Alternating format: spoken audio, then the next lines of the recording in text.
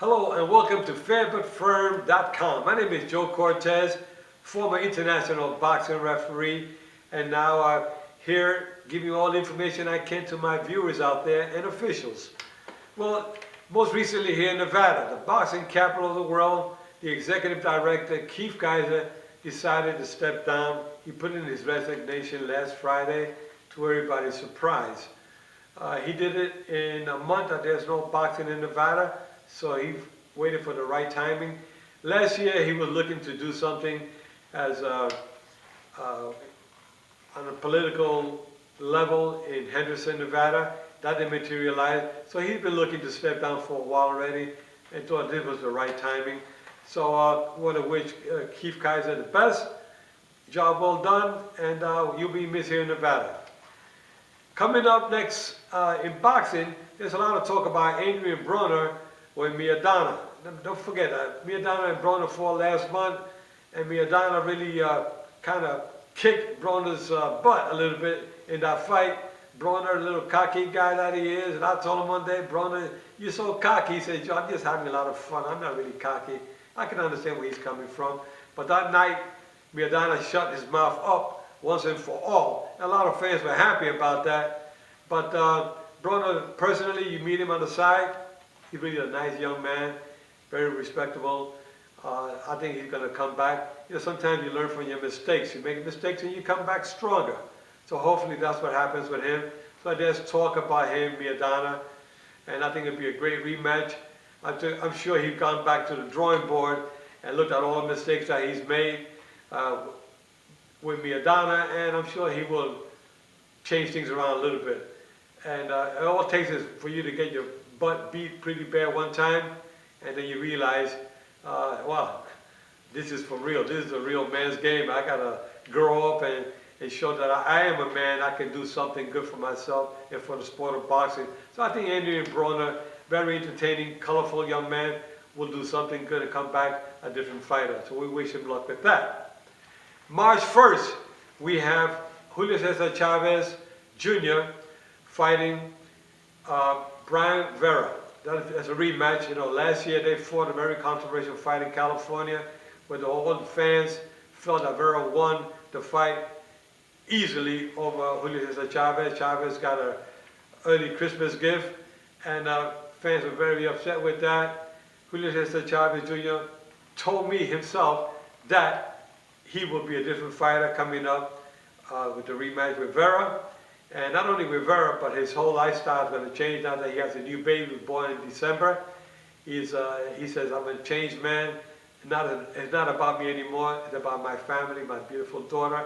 He said, Joe, you'll see me fighting differently. I had told him about his reach. I said, you got that long reach, that big, long jab. Why don't you utilize it more? More combinations from the outside. You got the guy hurt, then you go for the kill. And he told me he's definitely going to change his style.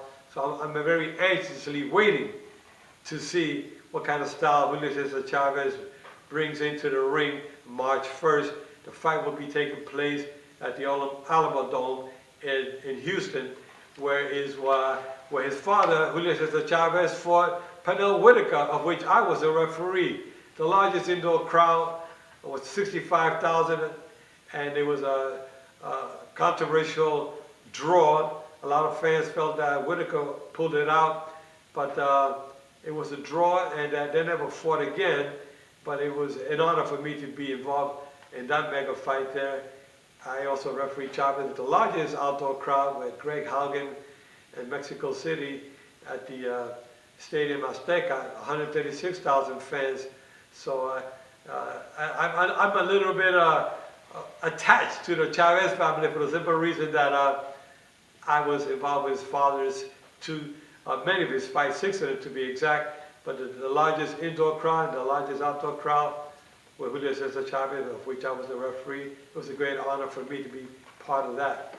But then we have a lot of situations that are occurring in boxing lately, and it's about referees and judges. A lot of the fans are concerned about the scoring of the officials.